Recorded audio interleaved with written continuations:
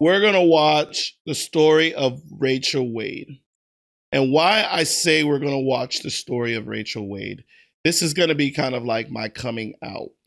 And why I say it's my coming out is because this particular case, I'm not going to say I knew everybody in the case because I didn't. I followed this case very closely because my significant other at the time went to school with this young lady and our paths crossed in life. And so that's where I wanted to kind of dive into the story because I was hanging off of every single one of these cases. I watched every single day of the trial. And so I thought we could all enjoy it together.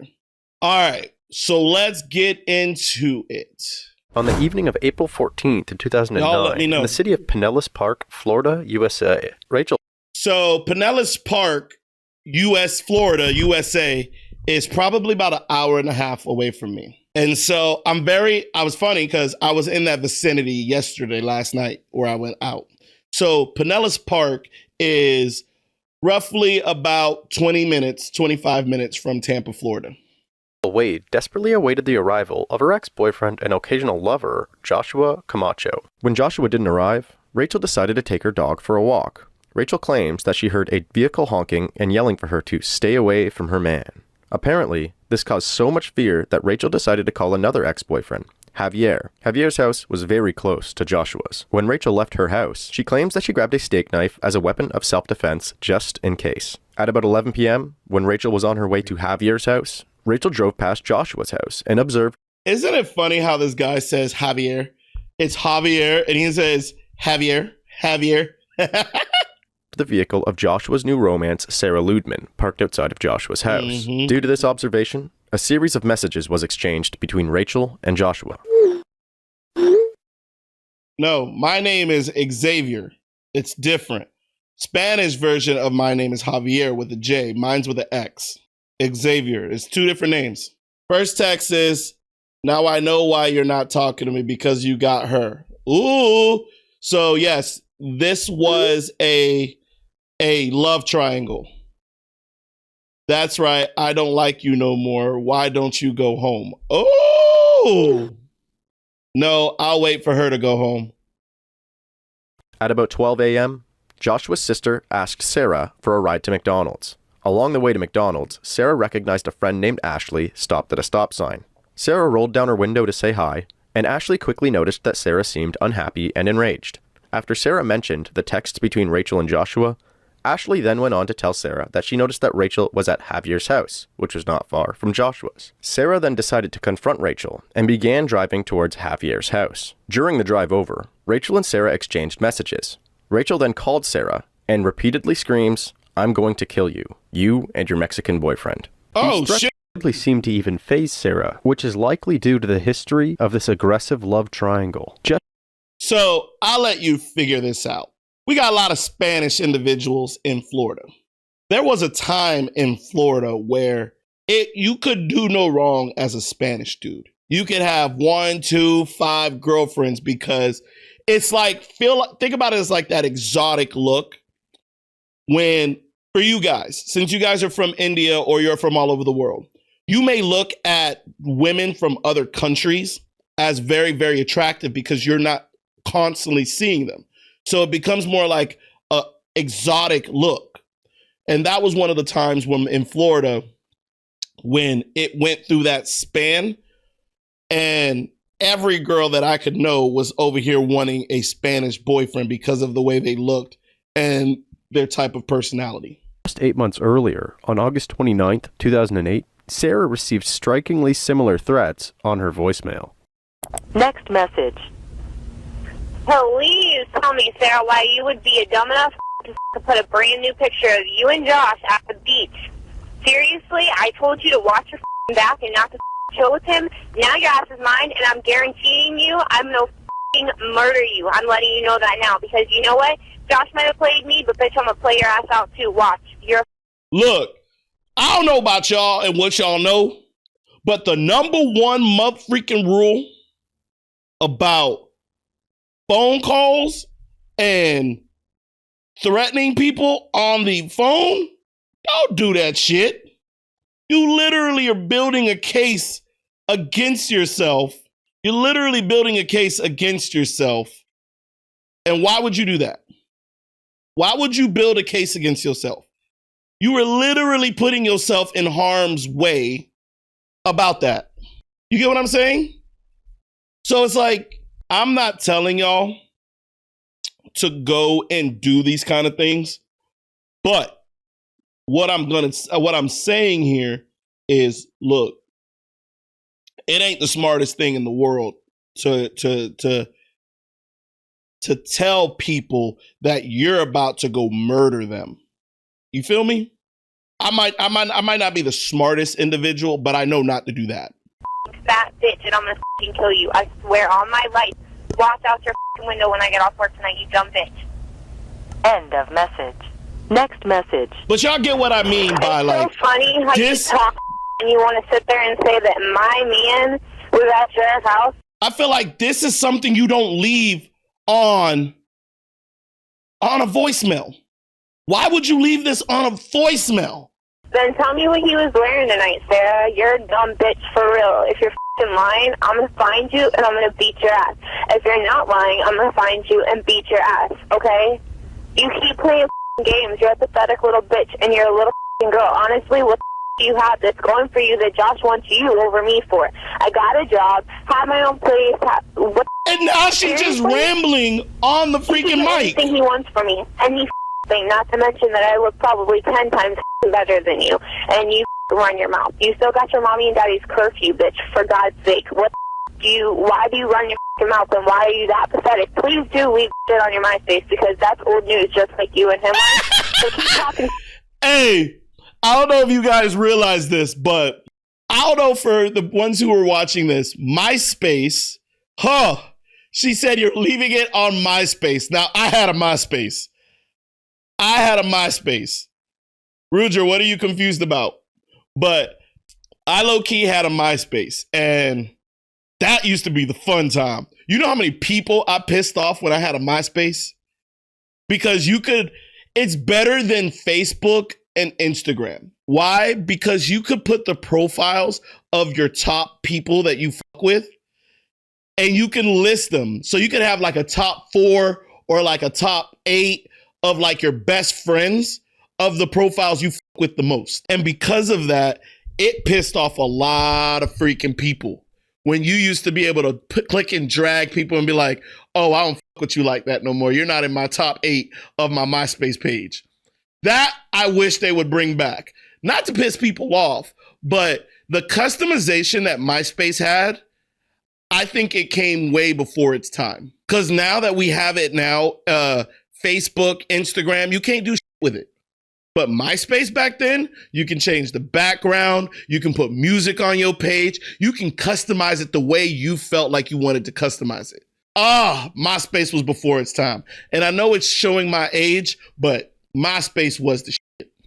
Sarah, you don't know when to stop. You haven't learned your lesson yet, but I'm going to teach you it. I'm telling you now. Wait.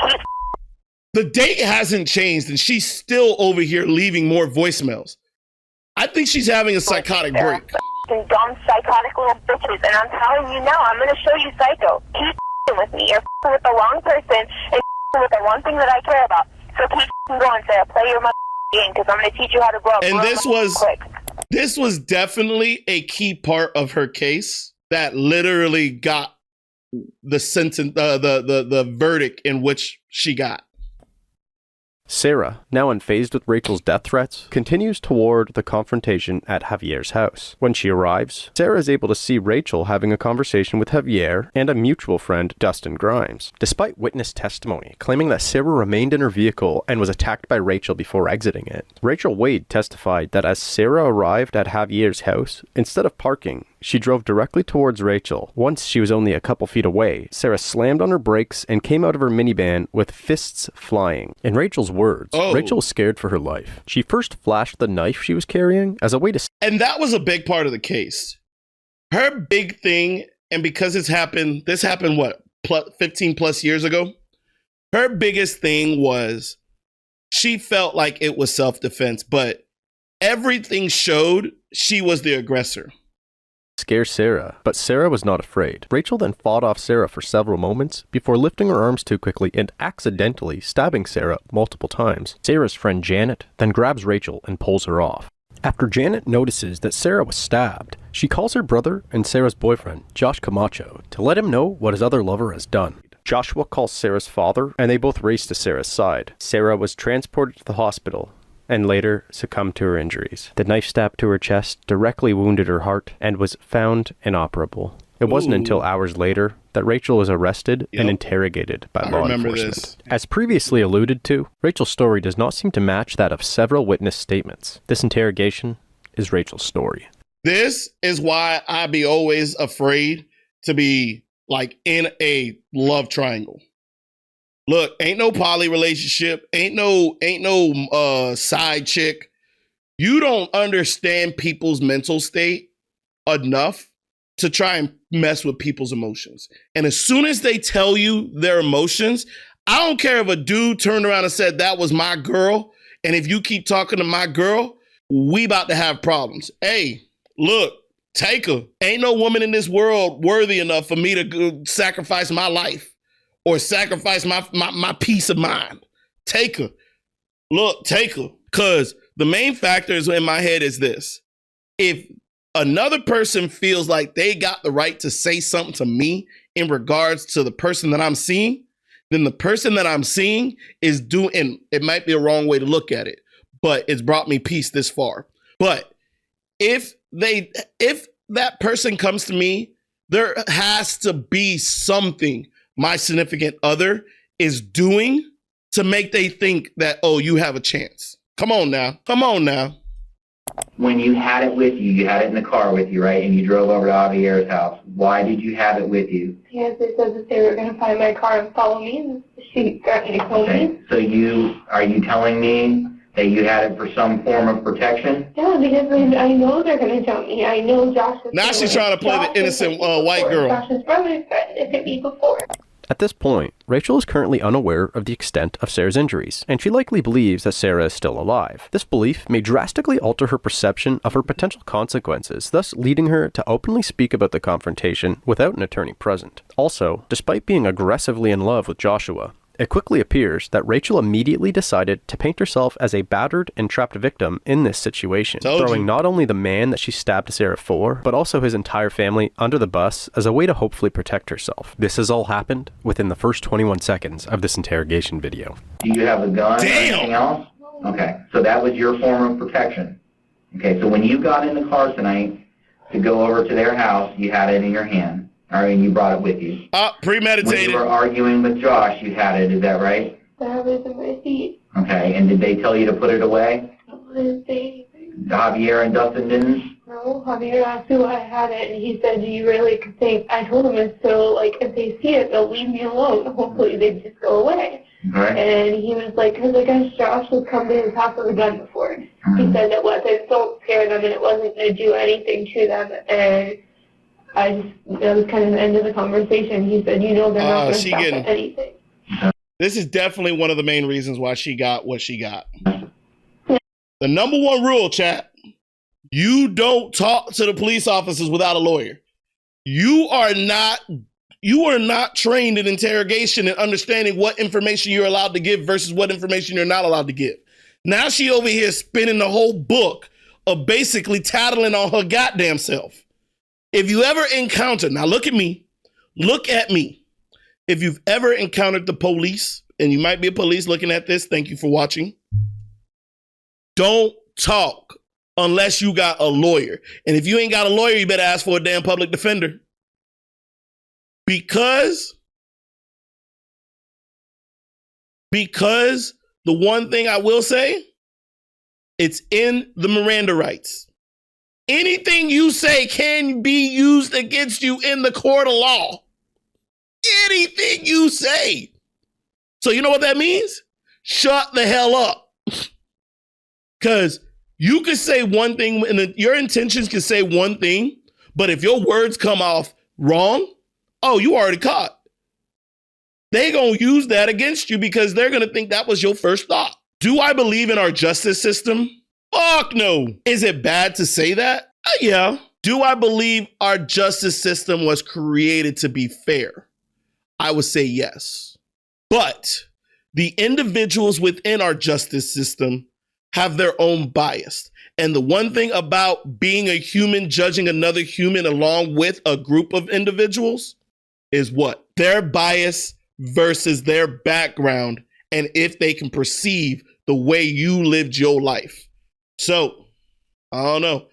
I think that's that saying that goes, I'd rather be carried by 6 than judged by 12. I think that's how it goes. I don't think that's how it goes. That sounds a little morbid. Oops. I had it out when Sarah got there, hoping that she would just like walk away from me or see it and think that I was actually going to do something, and they both came after me. All right, Rachel, walk me through it. You're sitting there, they pull up, Sarah gets out, you go out to the street where she's at, okay? Because she's right in front of the car, okay? To the front of her car. What happened when you encountered her? She just started screaming at me, and she laughed at me and said I wasn't going to do anything, and then she realized that I had a knife, and she kind of backed up, and she started swinging on me. Oh, God! You just told on yourself! You literally just crushed your self-defense statement. Yes, Americans just do dumb things sometimes. Not sometimes. We do dumb shit a lot of the times. But back to what she just said. As soon as she said that she backed up, there goes your defense. There literally goes your excuse. You can't call self-defense if the other person was retreating. You say she started swinging on you. What was she doing? She started punching me in my face. Flailing at you? Yeah. Punching? But that doesn't make sense. How is she backing up and punching you in your face? I just had it out to the side, and then I saw Janet coming at me. So you saw Rachel's mugshot, there is no bruises. So we got a problem and inconsistent of her statement. Now, I'll let you guys know.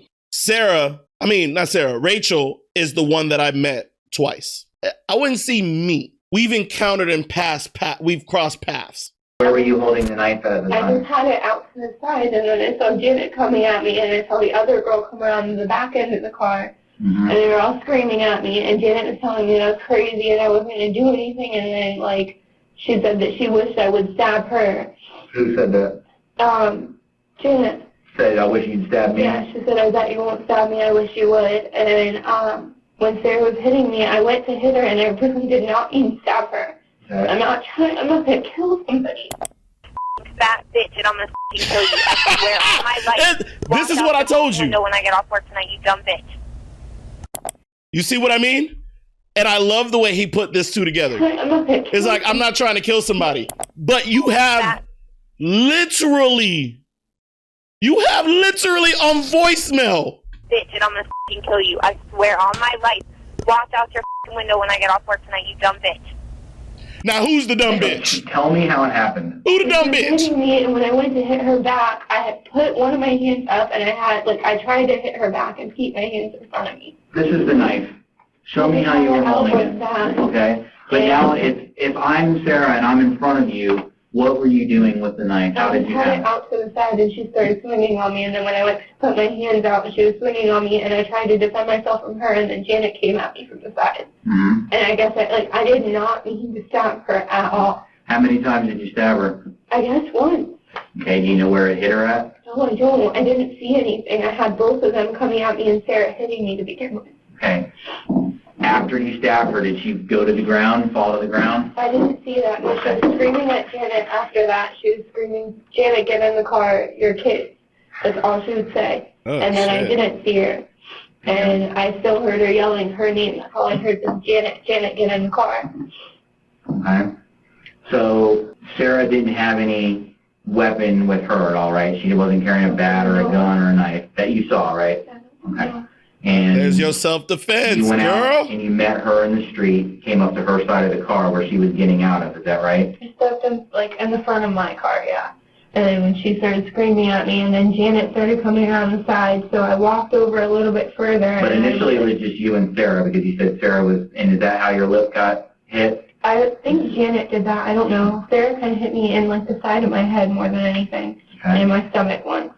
But when Sarah was hitting me, I saw Janet come this way, and the other girl got out of the other side of the car and walked around from the back towards me.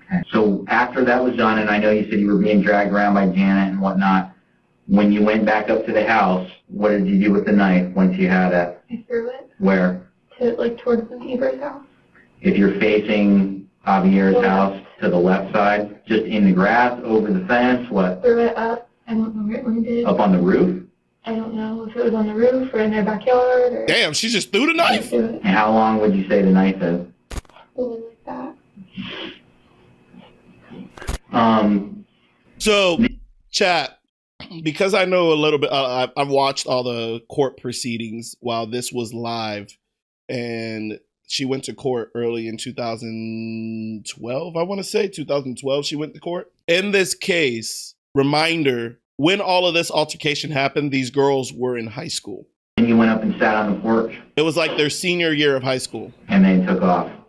So Janet kept coming after me. Janet, followed me and kept And coming they stayed after there me. then? Look, this cop is like, I don't want to tell. Look, I don't even want to hear this shit no more. He like, I'm just gonna go.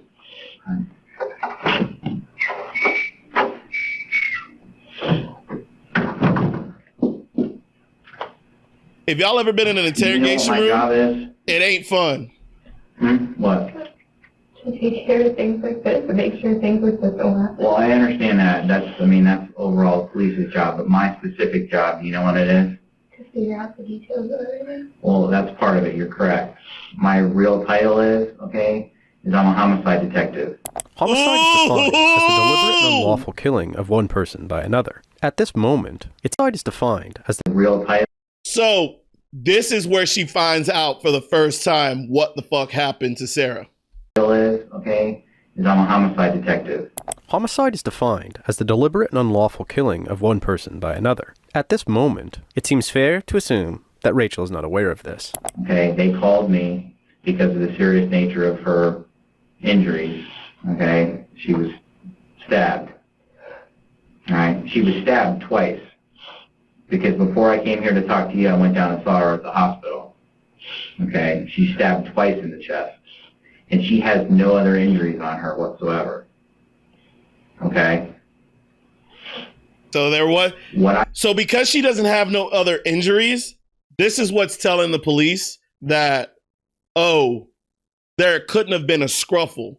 If it was a scruffle and you said you was punching back at her, or even if she was punching at you, there would have been some kind of marks to indicate that she was in an altercation. But because there wasn't nothing, think about it. How can you say you were defending yourself when the person you were defending yourself from had no physical marks of an attack other than the 2 stab wounds? I need to know from you is why. I understand that you had a knife because you thought you'd scare them, okay? But that isn't working. So why does somebody like you go 1 versus 3? You go out into the street and meet them. Why didn't you just run in the house and call the police? Tired of it. They come after me all the time. And there goes the excuses. I don't want it. I did not. So you wanted it to end and be over with. Yeah, but I have no intentions. And remember what I freaking told y'all. Remember what I told you. You always have a lawyer with you. Look at how he twists her words. She wanted it to end. How many ways can you think about it? What was the result of this case? And then you tell the cop and he plugs it in. You just want it to end, right? What would you say end is? Murder. Come on now. Come on now. Call the police. Tired of it. They come after me all the time.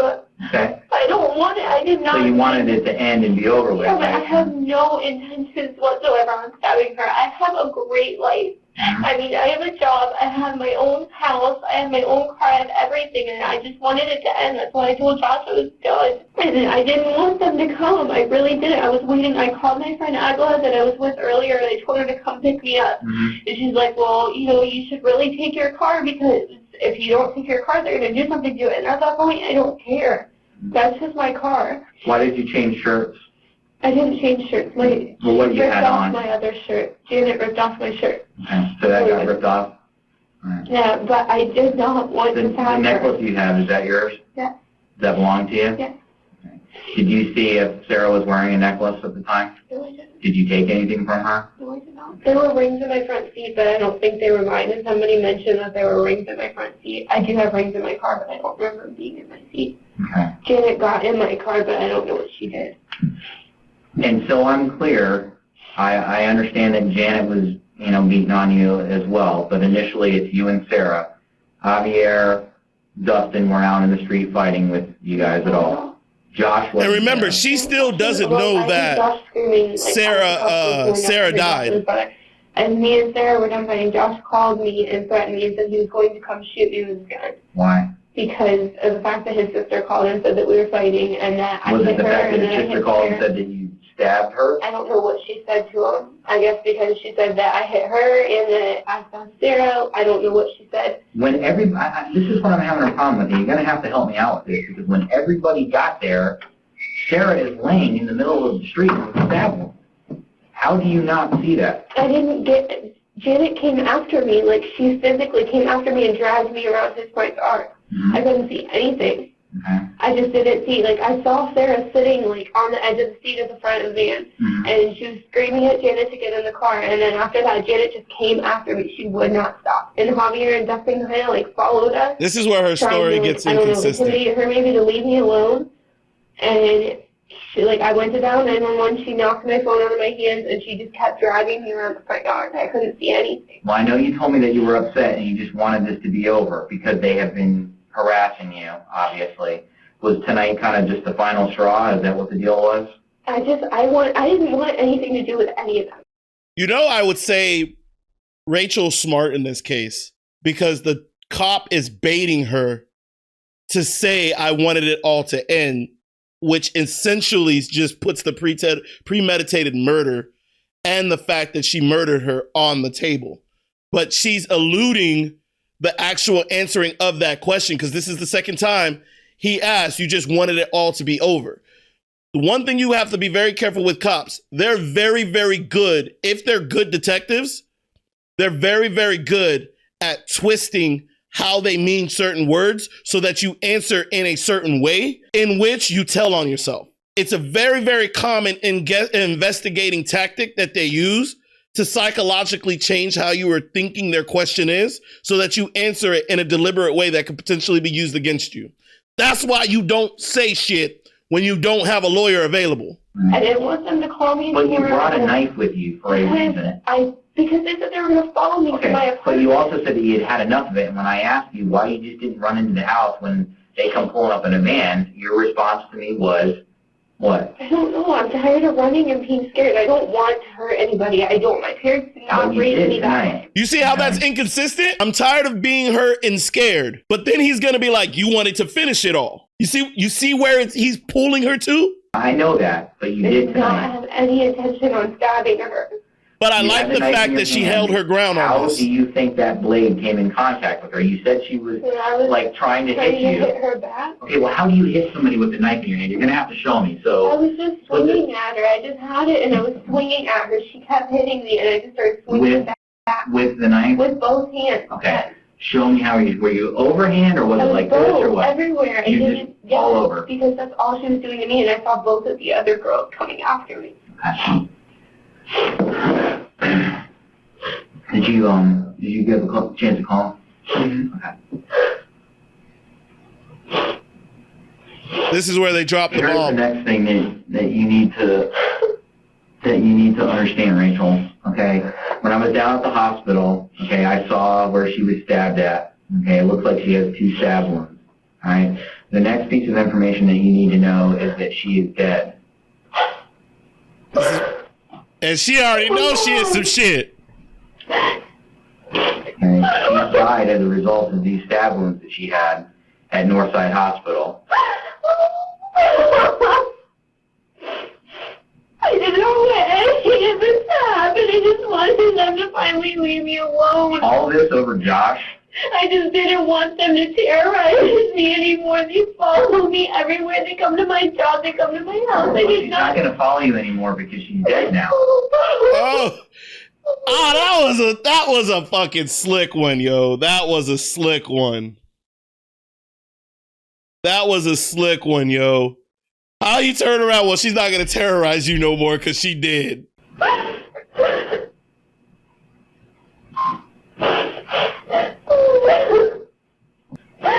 She know her life over. I should have just stayed home, but every time I call the cops, they don't do anything. They don't. They tell me that they have to have physical proof of them injuring me or something. Well, here's the deal. We have to work with what the law says.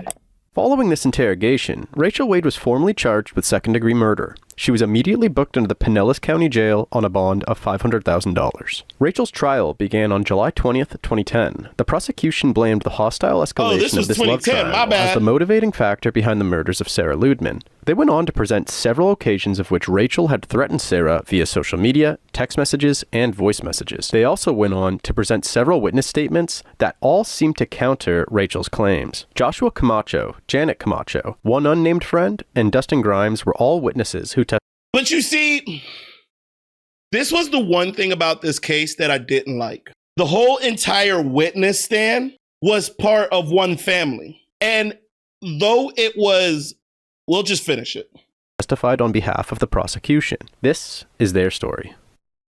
After stopping at the stop sign and having Sarah's friend Ashley advise her that Rachel is at Javier's house, Sarah continued on her way towards Javier's house. When she arrived, all three occupants of Sarah's van could see that Rachel, Javier, and Dustin were waiting on Javier's front lawn, near the front of Rachel's car. Sarah stopped the van slowly, approximately 10 feet away from Rachel's vehicle. Before being able to fully remove her keys from the ignition and exit through her door, Rachel had already crossed in front of Sarah's stopped van and walked all the way around to Sarah's door. As Sarah was sliding off her seat to step out, Rachel began swinging on her. When Janet noticed the fight break out, she quickly exited her side of the vehicle and takes off her sandal to attempt to knock the knife out of Rachel's hand. Before Janet could actually confront Rachel, she could hear Rachel laughing and yelling profanities about Sarah and Josh. Janet then began to swat at Rachel and started to pull her hair, until Rachel started to repeatedly yell, "I'm done." Once Janet began to retreat to the vehicle, she noticed her unnamed friend sitting by Sarah's body, laying on the road. Janet is then advised of the stabbing, and immediately freaks out and attacks Rachel again. Rachel, still holding the knife, does not fight back against Janet, so Janet retreats again. During testimony, Janet stated that Sarah had already begun foaming at the mouth by the time that she got to her. Tell the jury what you saw.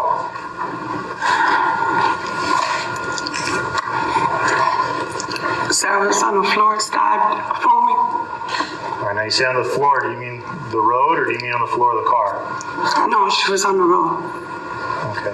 Where was she? She was with Sarah the whole time. Now you mentioned at this point, Sarah's actually foaming at her mouth. Now you describe Sarah as one of the family, a close friend. I imagine you see something like that. This is where I felt like she got railroaded for Rachel.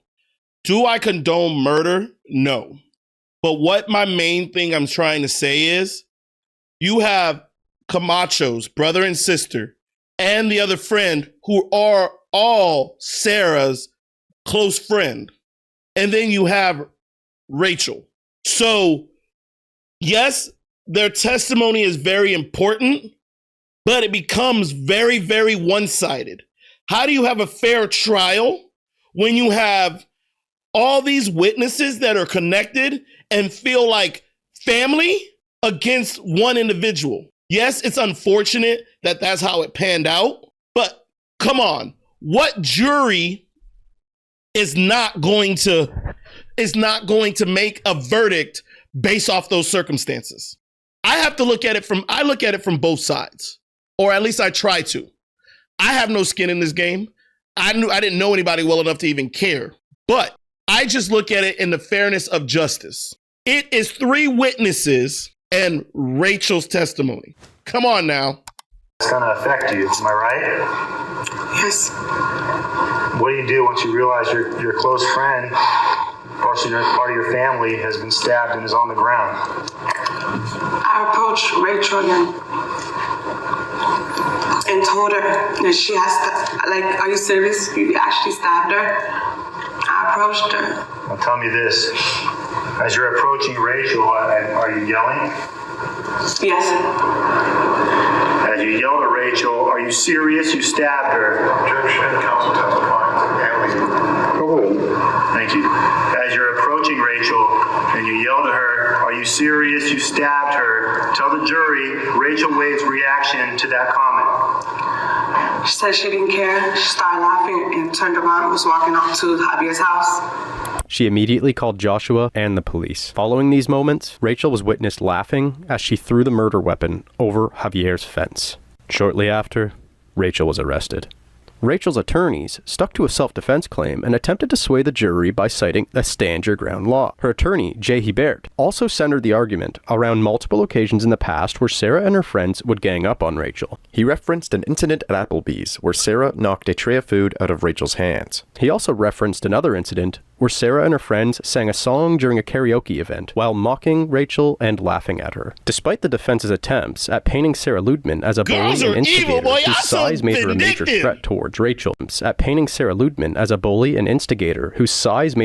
threat towards Rachel, the jury sided with the prosecution and ultimately found the evidence overwhelming against Rachel. On September 3rd, 2010, Rachel Wade was found guilty and sentenced to 27 years behind bars. She is currently housed at the Lowell Correctional Institution, located in Marion County, Florida. Once she's behind bars, he hopes that his client can reach out to help others that she had wanted. Might do things like have a YouTube channel or go on Facebook and MySpace to reach out to, hopefully, she says, young people and their parents and tell them to feel confident about themselves. Don't fight over somebody you love, but instead love yourself. To feel confident about themselves, don't fight over somebody you love, but instead love yourself. I remember that so much. Oh, geez. Okay, what I'm going to do next, we're going to watch the interview that they just conducted a couple weeks ago. This just came out on Court TV last week. This is the interview with Rachel Wade 15 plus years after her conviction. I haven't watched it yet, so we may learn new details altogether. Now your ass is mine, and I'm guaranteeing you I'm gonna murder you. I'm letting you know that now. Because you know what? Josh might have played me, but bitch, I'm gonna play your ass out too. Watch. The case played out like a real-life version of Mean Girls. She is It definitely did play out like Mean Girls. You're a fat bitch, and I'm going to kill you, I swear on my life. How do you account for that? I don't. I was basically obsessed with the chase of it all. Only this time, the rivalry and jealousy ended not in high school drama, but in murder. Said it because I was upset, and truthfully, I wanted to scare. Oh, I'm gonna show you psycho. I never had the intent on actually harming. And I'm guaranteeing you I'm gonna murder you. Well, maybe that's something that, one could dismiss as angry teenage banter, but not after you actually kill her. It's like, I'm going to tell you I'm going to kill her, and then you kill her, and now it's like, oh, all teenagers kind of say that. Well, you actually did it. The next piece of information that you need to know is that she is dead. Oh my God. All this over. The next piece of information that you need to know is that she is dead. Yeah, we just watched this, that she just found out that she's dead. Over Josh. I had a one-track mind. Boys. Yes, a boy. And at that point, I was just feuding with Sarah. Two teenage girls fighting over one boy lead to one bleeding out on a suburban street in Florida. You're in Pinellas Park. Okay, what happened? Rachel! You found her. And the other, Rachel Wade, convicted of murder. Rachel deserves a life sentence, Your Honor. For 16 years, she's always maintained it was self-defense, not murder, despite evidence to the contrary. There was I want to learn about this interview. I mean, I didn't go after her. I did what I could to avoid it. Self-defense means you have no choice, right? But you had plenty. I mean, you're right. What did you do before you left your apartment? I grabbed a knife. It's not self-defense if you're out in the streets with a weapon. That's big facts. Now, would she finally come clean? Do you accept that you murdered Sarah? I'm back in Florida, a place where I've sat across from a son who murdered his parents, a husband who killed his wife, a serial killer who hunted hikers. This time to confront a young woman whose crime was driven by the dark intensity of teenage romance. 911, what's your emergency? In the early morning of April 15, 2009, a 911 call came in. On the other end, a panicked voice struggling to explain what happened. You're in Pinellas Park. Okay, what happened? Rachel! She stabbed her. Okay, where's the body of the patient stabbed? I swear to God, this is... Right. Someone has got to come. This girl on the ground, passed out. I don't know if she's alive. I don't know. You think she's passed out now? I don't know. She's like coming and going. Sarah, stay with us. Sarah. A simmering feud between two teenage girls over a boy finally exploded when 19-year-old Rachel Wade stabbed 18-year-old Sarah Ludemann twice, the second blow piercing her heart. As emotions flared, Rachel's arms remained crossed. She's accused of stabbing Pinellas Park student Sarah Ludemann to death. Both girls were engaged in a vicious internet battle over another teenager. Rachel Wade stuck to her story that she stabbed Sarah Ludemann in self-defense. If she didn't stick to her story, it wouldn't have ever worked out. Because it's like, granted, it didn't pan out the way she thought it was going to pan out because she was found guilty and she's been serving 27 years. But they're aged 18 and 19. Yes, because 18 and 19 is still considered teen because it has teen at the end. So that's why it's considered teenagers. Despite her conviction for murder a decade and a half ago, Rachel Wade has always claimed she stabbed Sarah Ludemann in self-defense. I acted in self-defense because I got attacked. She grabbed me by my hair and I remember flailing my arms. A claim she bolstered over the years in legal appeals. Deep in the swampland of... Right. 18 and 19 is still considered teenagers. What do you mean it's wild? Yes, they're adults and they can do a lot of things like 18 could get you into a lot of, it gives you the ability to do a lot of things like buy cigarettes, all of that. It's technically the age of adulthood in America, but because it still ends in teen, that's why they have it as teenager. Central Florida at Lowell Correctional Institution. But that's also why she was tried as an adult and not as a youth, because she was over 18. Wade, now 35, says she's ready to open up about the crime. And I wonder if she'll finally take responsibility for murder. It's been, 16 years since that fateful night? No doubt you're older and wiser now. Yes. We wanted to talk to you today. So she has about 10 more years left in prison since she was sentenced to 27 years. But in Florida, I think 85% is all you have to serve. So she may be out in about 4 more years. To try and understand the mindset and motivations behind your actions in this case. Why did you want to talk to us? Honestly, because there's a lot of young girls out there that I think have been through similar situations, and luckily they may not have escalated to that, and I want to help prevent that. I want you to help me understand. She's trying to make money, like the one girl who from Louisiana, I forgot her name. The one girl who basically got out of prison early and she started a whole YouTube career and a book career. I bet you that's why she want to be on court TV. Teenage Rachel that got you in all this trouble. Help me get inside her head, okay? From the record, it sounds like life started off just fine for you, right? You had 2 hardworking, loving parents. Yes. Very supportive. Yes. Always have been. And it showed in grade school, at least. You were regarded as a very bright, promising girl. Yes. The only criticism that I saw from your teachers in the record is that you were overly social. I was extremely social, yes. But in high school, Rachel's behavior started to go seriously sideways. Now, teenage rebellion is common, but you really, based on the record, seem to have taken it to an extreme. Another level. Yes. Right?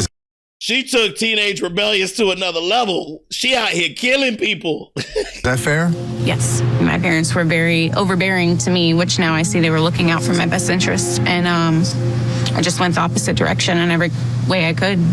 And you were just defiant. Yes. Right? Do you know how many times your parents called the police? No, I was a runaway countless times. I know that they were very concerned, so anytime I left the house without permission, they called. So I would say probably 30 or more. 30 or more times? Yes. You became a serial runaway? Yes. Once I met a boy that was older and I just took a different direction. I didn't care about schoolwork anymore. I used to be very proud or wanted to make my parents proud.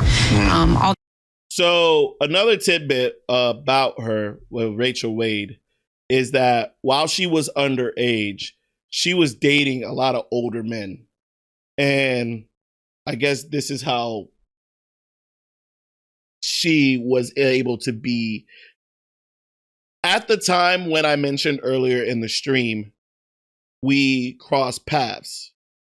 I didn't realize the age in which she was when we crossed paths. I was in college. Her dating older men in this situation is how it wasn't as if she was in my circle. It was how I so happened to be out and cross paths. And I didn't even realize, and I'll tell you this, I didn't even realize who she was when I was watching it until a buddy of mine who was like, hey, remember the party we were at here? Of course, I didn't put two and two together because I didn't know her name like that. But as soon as I saw her face, I was like, wait. And this is what kind of drew me into this case. That kind of went out the window, and I had a one-track mind. Boys? Yes, a boy. At 16, she started dating a 19-year-old young man. Her parents caught her having sex with him and called the police. He was arrested because you were underage, right? And you still insisted on continuing to see him. Yes. And looking back, how do you understand that behavior? Well, that wasn't the smartest thing. I don't, because I really don't understand why I felt the need to be in that relationship. Yeah. Because it didn't do me any good. After all, Rachel was a knockout. According to her friends, all the boys were after her. So why did she seem to always get stuck on the But I didn't know her age. Leave me alone. I didn't know her age. wrong guys? Your dad used the term fatal attraction. Yes. To characterize your early obsessive romances. Yes. Do you think that's fair characterization? Yes, looking back, I do. This whole turn away from your parents. Wait, yo, daddy over here saying that you have fatal attraction? Like you would literally kill because of attractions? Or I guess it would mean like your attractions kill.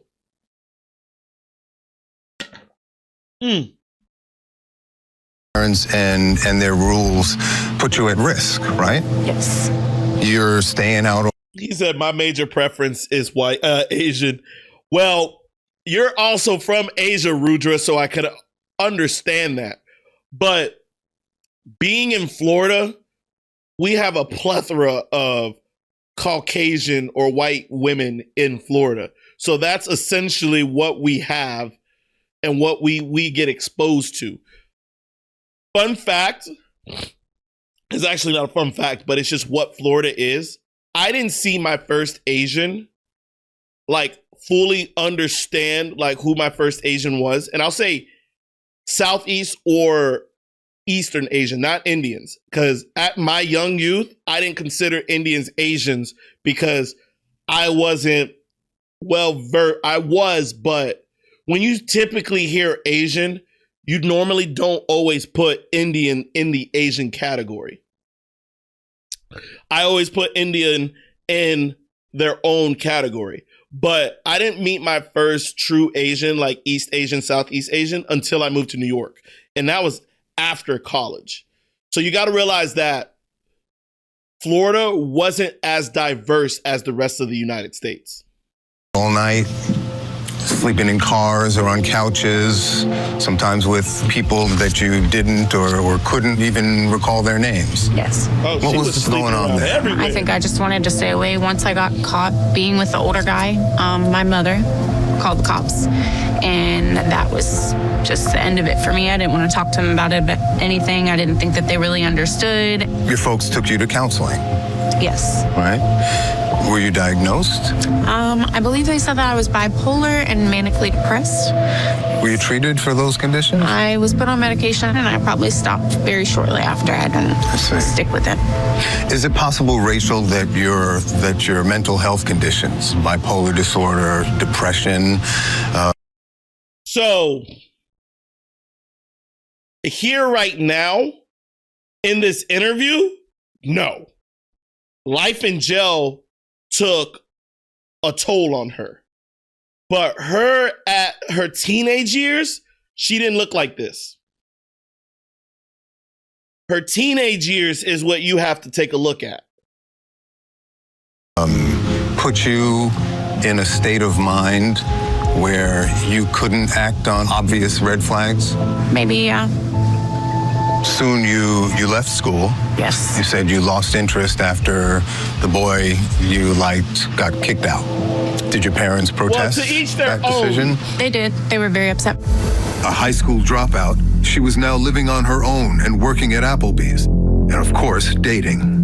And then a pattern emerges of these passionate but volatile relationships.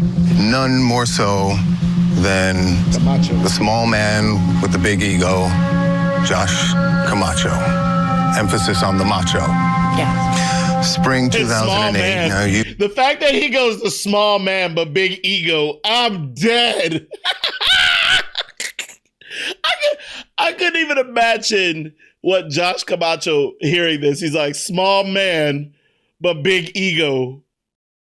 I don't know how I would feel about that if somebody was low-key telling me that. Chat, tell me what you would feel if somebody who don't even know you is describing you as a small man but a big ego. You've known him since childhood, but do you remember the moment that you reconnected as adults and fell for him? Yes. You take me back to that? If I'm being honest, when he first started trying to pursue me, I kind of laughed at it. I had no interest. I don't really know what sparked it. One night he kissed me and I just kind of went for it. Do you think you became obsessed with him? I think I became obsessed with the situation. The situation was a love triangle. Josh Camacho had another girlfriend, Sarah Ludemann. Really was just kind of oblivious in the beginning. I didn't believe he was cheating. And then when I started seeing the truth, I think I spiraled. I told you to watch your back and not to chill with him. Now your ass is mine. The chase between the two lovesick teens had just begun and would soon turn deadly. Excuse me, sir, what's going on? There's a stabbing. There's a fight. There's a stabbing. Someone was stabbed? Yes. She's on the floor. Who stabbed her?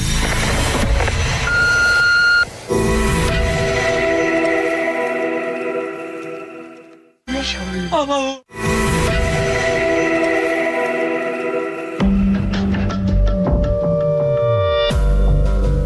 It was spring of 2008. 19-year-old Rachel Wade was on the rebound from one bad relationship and about to start another with a teenager she'd known since childhood.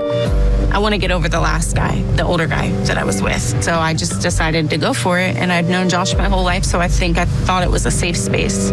Josh Camacho was slight of build and stood only 5'5" tall. Oh, he was every small. inch a player for sure. And you were all in, right? You posted, you were in love, and quote, he's all mine. Yes. You were MySpace, planting the flag on him. And of course, you weren't alone in this powerful attachment to Josh Camacho. Rachel knew that Josh, at his young age, already had a child with a girl named Erin. But after just a few months of dating, Rachel was scrolling on the social media platform MySpace and noticed a photo of Camacho with another girl at the beach, Sarah Ludemann. That set you off? Yes. That was when I think I found out, or I realized that he was really seeing somebody else. And then when I started seeing the truth, I think I spiraled. 17-year-old Sarah Ludemann, a junior in high school, was driven. How is She this attended a even specialized- legal, though? Like, Josh Camacho was already an adult, dating a junior in high school, yo. And that's, like, pedophile, bruh.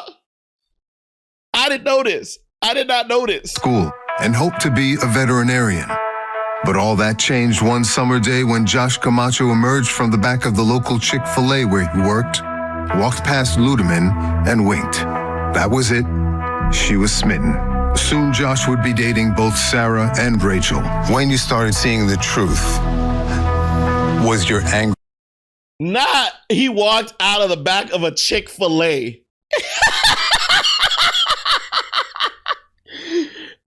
I'm not laughing at him because everybody has to work. But to walk out of the back of a Chick-fil-A, yo, like, I don't know. Were directed at him or at Sarah? It was directed at both. It didn't go very well for me when it was directed at him. It usually turned into a pretty bad fight. Physical? Sometimes. A lot of mental and emotional. And he would normally leave, and then I would usually go the other route. What do you mean? It does, Rudra, because in the state of Florida, 2-year separation is considered statutory rape.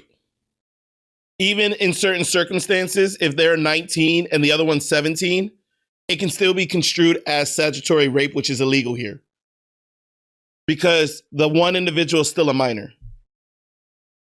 I would argue with Sarah. So the feud with Sarah starts on social media, right? I don't know. It was just a constant rival. It consumed me to the point where I was tired of being harassed. But you were harassing just as much. I was, yes. You're both doing your best to scare and humiliate each other. Yes. Right? And to secure your positions with Josh. Yes. I have to say, some of your messages to her seem really unhinged. Yes. Sarah, seriously, answer your unhinged is a nice way of fucking seeing it. phone. Don't be. You want to come through my neighborhood and be a psycho bitch, just like Aaron. With Josh's car, you're with me when you with his. Seriously. I'm letting you know now, you're either going to get up or something of yours is. So watch the out or answer your phone. Stop being a bitch. End of message. How do you explain that? There was plenty of times that she came to my job harassing me, and I had to ask my manager to dismiss her because I was going to get in trouble. They made me spill beers on customers. They followed me home from work and rear-ended my roommate at the time's car.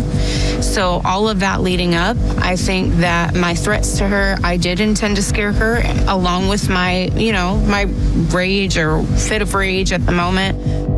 In what will later become key evidence in the trial, Wade calls Ludemann again and issues a death threat. And that was where she screwed herself, I told y'all. You dumb enough to put a brand new picture of you and Josh at the beach on your MySpace. Seriously, I told you to watch your back and not chill with him. Now your ass is mine, and I'm guaranteeing you I'm gonna murder you. I'm letting you know that now, because you know what? Josh might have played me, but bitch, I'm gonna play your ass out too. Watch. You're a fat bitch, and I'm gonna kill you. I swear on my life.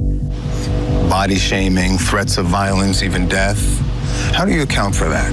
So I think I really just wanted to scare them. I wanted them to think that I would do something, which I never really had the intent to do, and that they would just stop. The horse race for Josh's affections went on for months. So I can attest to this.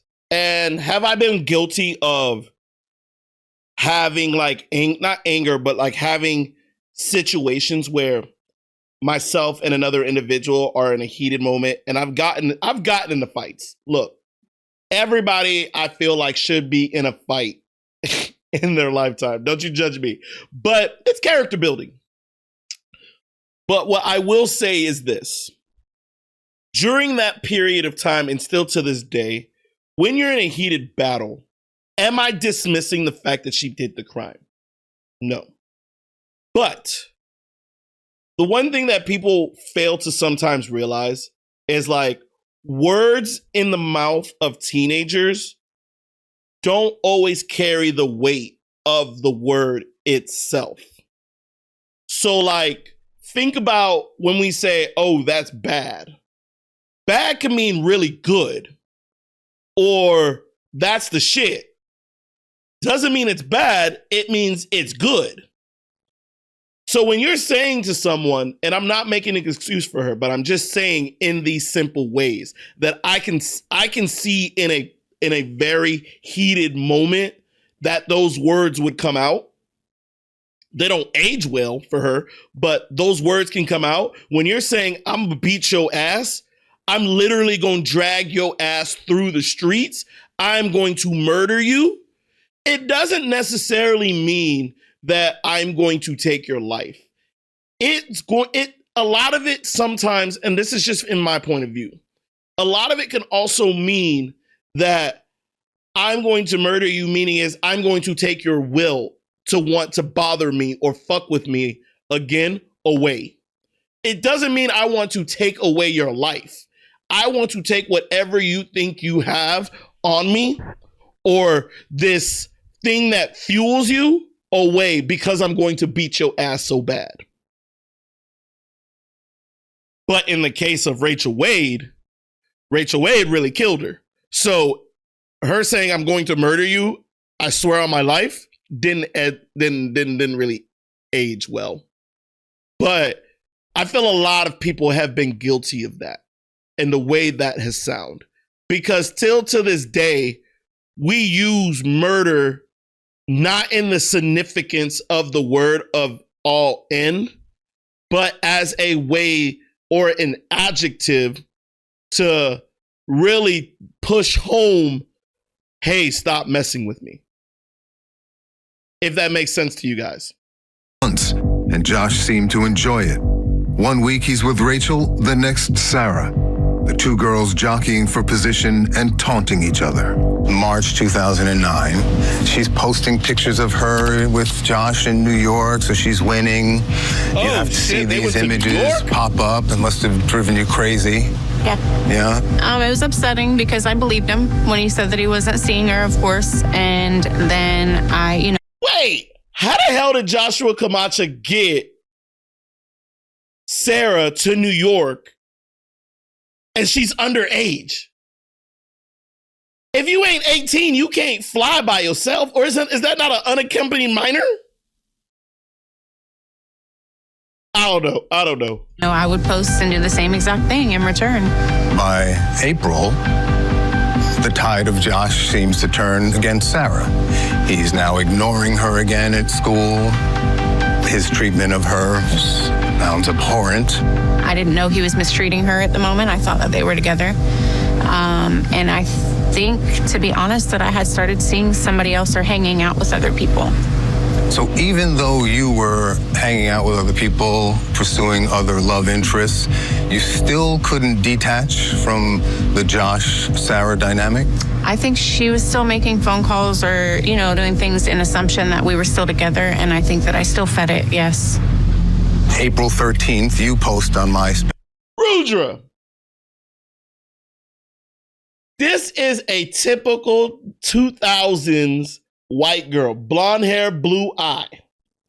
I know you say you're more attracted to Asians, but she's easy on the eyes at this age, in my opinion.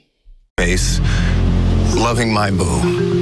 I'm sure at the time you knew that she was going to see it and be upset, right? And no doubt she was. All this leads to April 14th, 2009, right? Josh makes plans with you.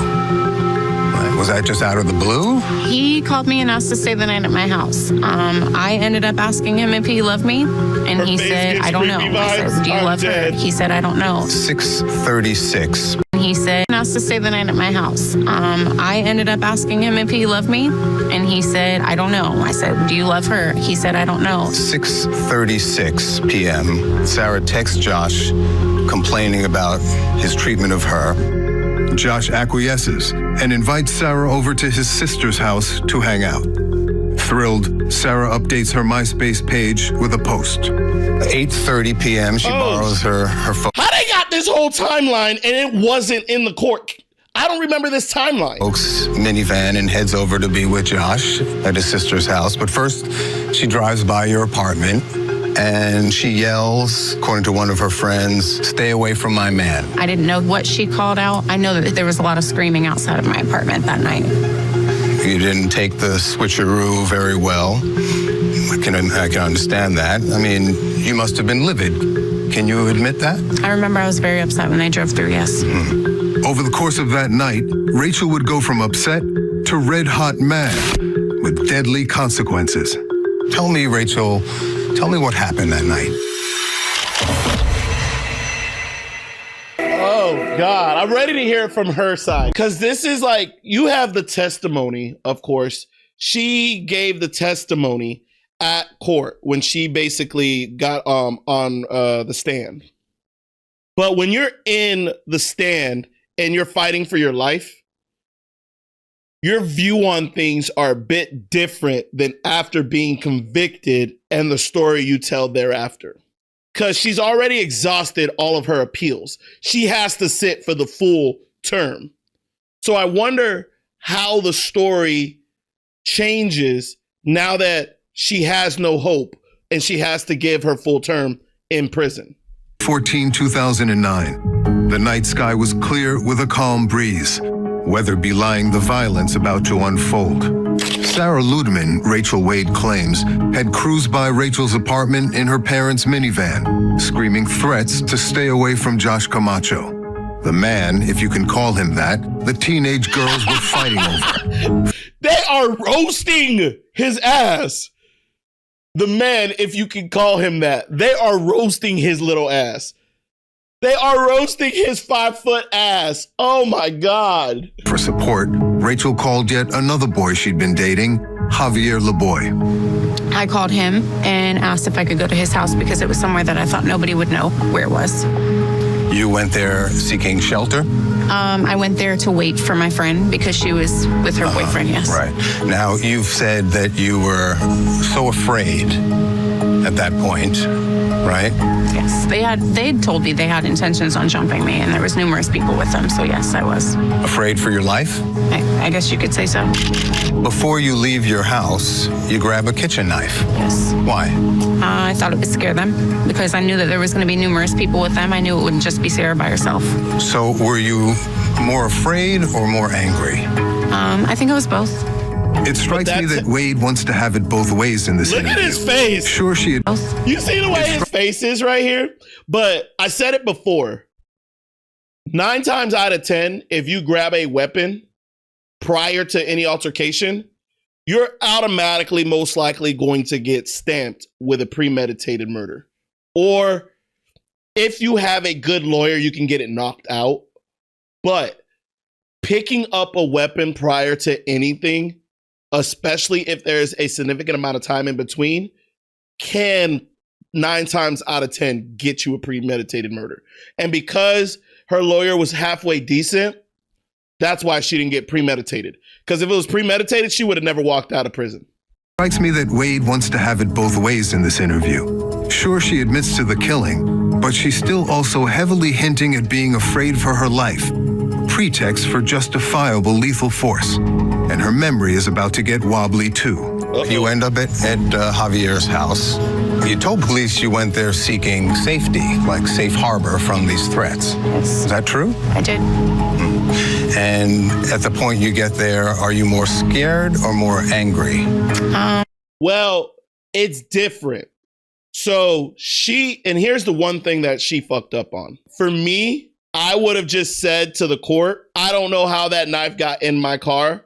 It could have been from a previous cookout or something, but it was already in my car. I'm not going to tell nobody I literally picked up the knife out of my kitchen, got into the car, and went No. But to answer your question, Rudra, what about if you have a self-defense knife? You're right. If you already have the knife on you, it's not necessarily premeditated murder because you didn't go out seeking it as a protection tool for an encounter. It is something, so like I have a pocket knife and I usually have one everywhere I go. I got one in my truck. A prosecutor couldn't say I premeditated it because I intentionally grabbed the knife. No, the knife was already on my person. The knife was already in my truck. I'm not telling you how to get away with murder. I'm not a lawyer. But what I'm stating is it's harder to prove that it was premeditated if everyone knows that that piece of equipment or knife or whatever is constantly in my vehicle or on my person. I think I'm both. I don't know. I think the scared fueled anger and at the point from these threats. Yes. Is that true? I did. And at the point you get there, are you more scared or more angry? I think I'm both. I don't know. I think the scared fueled the anger and vice versa. A witness that was there with you and Javier later said that you were in a rage when you showed up. Because rage suggests much more anger than fear. Fury even. Can you admit to that? I admit to ranting about the circumstances of the night. Rage also suggests that you're not quite in your right mind. Yes. Is that fair? Yes.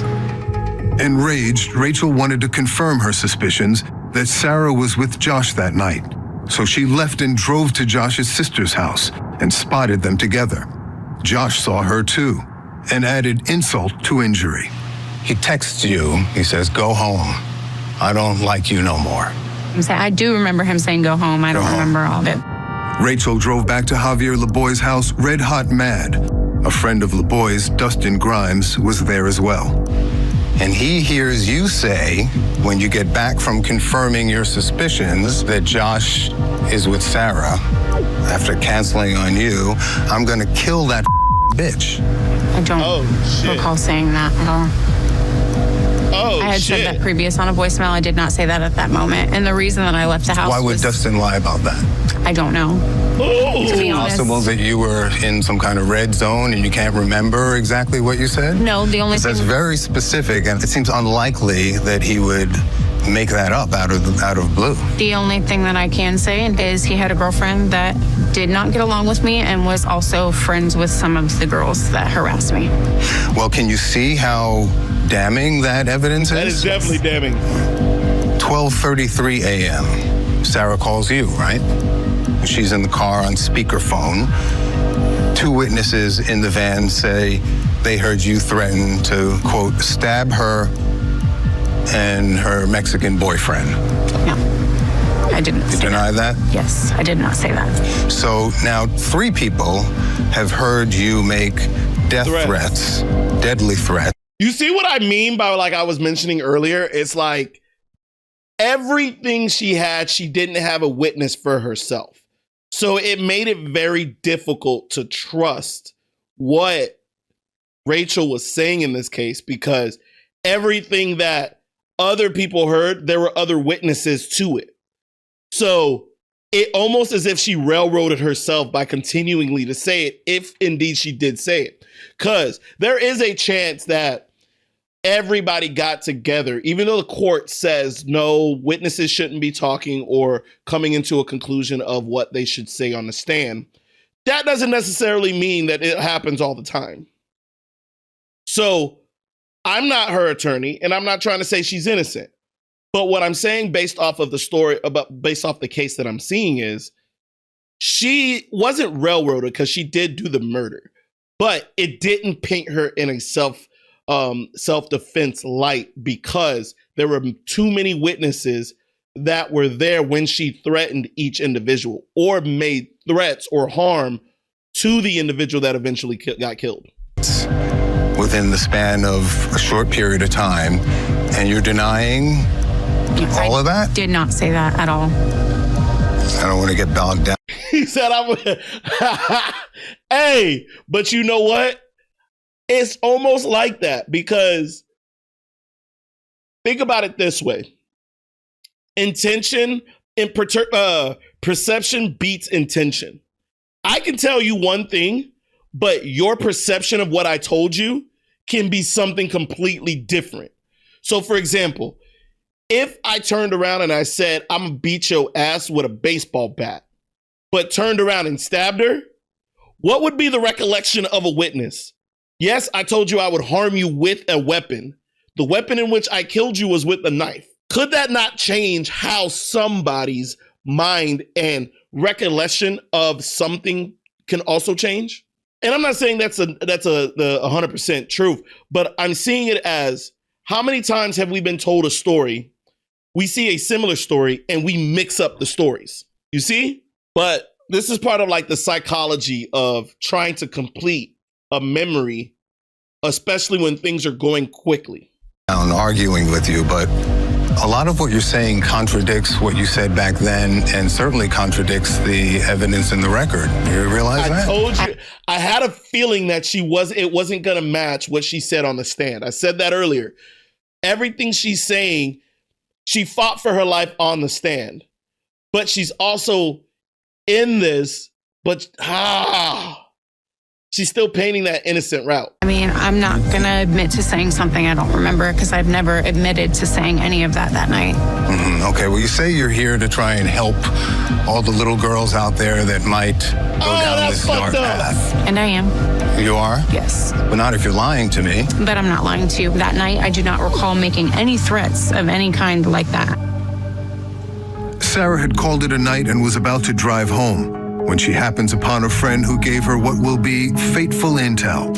Rachel Wade was just blocks away in front of Javier Laboy's house, hanging out by her red car. Sarah and two friends sped off to confront her, unaware that Wade was armed with a knife.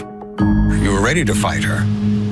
This was one of the main things that had me a little bit confused. The one reason why I was confused on this case was Sarah was the aggressor by going to Rachel. And the fact that she still didn't get the self-defense portion of it, or even a mistrial hung jury.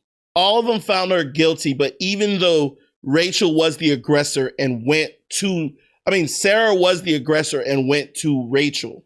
That's what I was very concerned about. You were not trying to avoid the fight. You're out there in the streets with a knife. Almost like you're laying in wait for the fight. Sure seems that way. I don't recall. If I would have intended on really fighting her, I would have stopped at the house when she was outside and fought her. See? Where's the knife? That was my argument. That was my argument. She had plenty of opportunity early in the night to bring the aggression to Sarah. But Rachel didn't. Sarah brought the fight to Rachel. At this point? It's on the hood of my car when she was outside and fought her. Where's the knife at this point? It's on the hood of my car. On the hood of your car. Ready. That's not exactly a defensive position. At around 12:30 a.m., Sarah and her friends arrived outside Laboy's house. The minivan screeched to a halt. Wade was ready. Within moments, Sarah is out of the car and face to face with her armed rival. Let's talk about the fight. Witnesses agree that the whole thing lasted just a few seconds. Is that your recollection? That I don't remember much of it, but yes. Mm-hmm. You know what? I'm also sorry I keep stopping it, but I'm curious. Remember in this interview just a few seconds ago, she said the knife was on the hood of her car. That's damning evidence that she sped up to you, you got into an altercation, the knife is on the hood of your car. So you had to have grabbed the knife in order to, you know what I mean? That's where it went left. You told police you were flailing with both arms everywhere, with the knife pointed out like this. I remember walking towards her with the knife pointed out, and I remember being struck one time and my head being kind of pushed down, and then I started swinging. One time? Yes. Okay. At the time you said you were hit more than one time. I mean, I remember being hit once and my head being pushed down with the other two coming towards me. Sarah was unarmed, but her story's not matching up. Her story is not matching up. With the other two coming towards me. Sarah was unarmed, but Rachel was ready to strike back with deadly force. Her knife came down on Sarah twice. The second stab fatal. The fatal stab wound was a forcible wound, right? It was 2.5 inches deep, pierced the pectoral muscle, all the fatty tissue, the fourth rib, in fact, the left lung, and into the heart. It had to be delivered in a downward striking motion with weight behind it. In fact, witnesses describe what they saw consistent with that. Do you admit that? I don't recall a lot of that moment.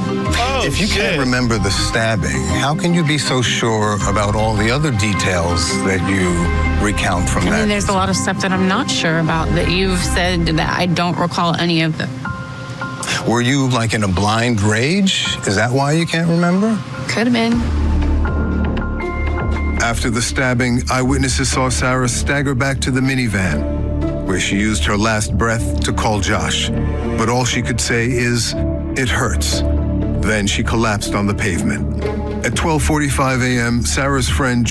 I'm flabbergasted. Your last moment on this earth, and you've just been stabbed, and you call a 5'5" little man as you know you've just gotten stabbed. Why not call the police? Why not call an ambulance? You just been stabbed, and you're saying it hurts, and you collapse, and you wasted your last call on somebody who can't do shit. Oh. Jaleisha Smith frantically called. At 12:45 a.m., Sarah's friend Jaleisha Smith frantically calls 911. What happened? Rachel! She stabbed her. Okay, where on the body is the patient stabbed? I swear to God, this is... Okay, where on the body is the patient stabbed? In the chest. Right. Someone has got to come. This girl is on the ground. Okay, passed out. I don't know if she's alive. I don't know. I understand that, okay? Listen, we do have some help on the way. 18-year-old Sarah Ludemann was bleeding to death, and Rachel Wade was about to answer for her actions. We're out in the street holding it in a fight. Rachel, this is where you're going to have to help me out, because it's not defense to me when you go out into the street with a knife and confront them. A self-defense means you have no choice, right? But you had plenty. Sir, what's going on? There's been a stabbing. There's a fight and there's a stabbing. Someone was stabbed? Yes. She's on the floor. Who stabbed her? The voice on the 911 call was Javier LeBoy, Rachel Wade's friend and sometimes boyfriend. He was trying to stop Sarah's bleeding by applying pressure to the stab wound. You gotta tell her. Calm down, sir. They're on the way. The police are on the way. Just tell me what happened. She pulled out a pocket knife. By the time we got to them, she was already stabbed. She was on the floor. Okay, she's there. Everything's in the call. Stay on the line with me. Hold on. And where's the knife now, sir? I have no idea. Surely there. So Javier in this case is her friend, and I'll say sometimes boyfriend. Let's call it a situationship. He didn't help her in this case. Granted, he didn't hurt her either, but he didn't help. Thereafter, the police arrived at the scene to find Sarah lying in the street, her breathing shallow. Rachel Wade, meanwhile, was sitting calmly on a bench smoking a cigarette. But first, Wade threw the murder weapon onto a neighbor's roof. Your accounts shifted a lot to... Damn. If she threw the knife... Oh, Ray, what's up, my boy? If she threw the knife on the roof, that means she had the mental capacity and that she wasn't in a state of rage during the murder. She had the cognitive ability to understand that I needed to dispose of the weapon. So she threw it on the neighbor's roof. Interesting. That I wasn't aware of during the trial. To a neighbor's roof. Your accounts shifted a lot to police, right? At first, at the scene, you... So this is Rachel Wade versus the state of Florida. This was we're currently watching a triangle murder. I don't know what the fuck it's called. A girl, Rachel and Sarah were fighting over one guy. Rachel ended up killing Sarah with a knife over the fact that he was dating both of them. A love triangle. This was a case, and I'll give you a quick, this was a case in which I was fully invested in, and this is like one of the first cases I actually watched from beginning to end, because I had briefly, we were in a same party. I was at a same party with Rachel Wade back in 2008. And so I became invested because a buddy of mine came out and was like, yo, remember the girl that was at this party? And I was like, yeah, well, she's on trial right now for murder. And so that's why I became very invested in it. Told him you didn't know what happened to Sarah and you didn't mention the knife. You ditched the knife. I did. And omitted it from your first police statement. She didn't look like this when I met her. She didn't look like this when I met her. So, yes. Scene, you told him you didn't know what happened to Sarah and you didn't mention the knife. You ditched the knife. I did. And omitted it from your first police statements. I did. Why? I think fear. Fear of? The outcome. I didn't really know what had actually happened. You were hiding evidence. Yes. There are disturbing accounts of your manner after you killed Sarah. One of the witnesses recounted that you were smirking or smiling after the stabbing.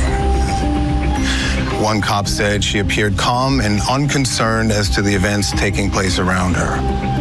Another officer said the entire time she never became upset, never cried, never asked how the person who was stabbed was. How do you account for that? I don't recall much of any of that. I remember sitting on the front porch. I remember having guns drawn at me. At the time, you said that, well, I was in shock. They were noting your manner, your calm, unconcerned manner with suspicion. And this is one of the big things that, in my opinion, should not be held against anyone. I don't care who you are. Not everybody reacts to situations the same way. And so for cops to be like, oh, her behavior didn't match what is the right way after you've stabbed somebody, you're in fight or flight mode, and you've essentially just been in a fight. How are you supposed to act? In all honesty, I'm asking, and I'm not here again to build a case on the innocence of, because I don't believe she was innocent. She stabbed the girl. Was it self-defense? To me, I think she got the short end of the stick. I can see in many ways how it could have been self-defense, but I also see other ways in which she got the murder. To me, it was justice because it was met in the middle, and she only got 27 years. But the key thing that I don't appreciate and I don't approve is how you tell someone they're supposed to act during a situation. Psychology and someone's mental capacity doesn't dictate that they follow a book or a rule of thumb that you're supposed to act a certain way during certain situations. People grieve in different ways. People react to certain situations in different ways. So to say, oh, she never had a concern about the girl she stabbed, that doesn't necessarily mean she's not remorseful. That doesn't necessarily mean that she's a cold-blooded killer because she didn't ask. It could technically mean like, look, I'm dealing with what's in front of me right now with you looking at me, asking these questions. My concern is not with her. It sounds ruthless, but you can't tell somebody how their brain is supposed to work in a certain situation. So to say you didn't have any compassion because you didn't ask somebody, exactly, trauma is different on everybody. So to try to hold her foot to the fire and say you didn't have remorse because you were smoking a cigarette at a bench when the cops showed up. She just mentioned the cops drew guns on her. What do you think that's going to do to someone? Meanwhile, Sarah was actually in a physical suspicion. They were noted. Meanwhile, Sarah was actually in a physical state of shock. Right? She had lost half the blood in her body. Under interrogation. But that, I feel like sometimes you look at these reporters and they kind of rage bait. Exactly, Ray. You smoking that cigarette like, bitch, I need to calm my motherfucking nerves. What does a cigarette do? Calm your nerves. It's literally 2 and 2. But I also feel like this reporter is also rage baiting because of the way he's putting certain things. Like, pay attention. Meanwhile, Sarah was actually in a physical state of shock.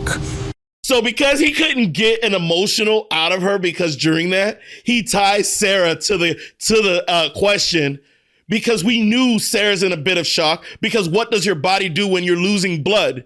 It goes into preserving mode and you're in shock. Literally, your body's in shock because it's in triage mode. Like, that's a dick question. I mean, a dick statement. Right, she had lost half the blood in her body. Under interrogation by homicide detectives just after the stabbing, Rachel claims she was only defending herself. She just started screaming at me and she laughed at me and said I wasn't going to do anything, and then she realized that I had a knife and she kind of backed up and then she started swinging on me anyways, and I just coming around. Where were you holding the knife at the time? I just had it out to the side, and then I saw Janet coming at me and I saw the other girl come around the back end of the car and they were all screaming at me. At one point, you told police all three women were chasing you around your car, which doesn't match any of the evidence. I don't know why I said they were chasing me around my car. They did run up to my car, all three of them at one time. Some of the witnesses say that they didn't all get out together. Some say they did, even though you made it sound like you were basically fending off Sarah and Janet at the same time. All of the witnesses say that no one touched you until after you fought and stabbed Sarah. Is that true? I don't recall. But here is where I felt like this case went to shit. You had 3 different instances of what showed. And I felt like the defense lawyer fucked up on this. The reason why I felt like the defense lawyer fucked up on this is because how do you choose what actually happened if all the stories were different?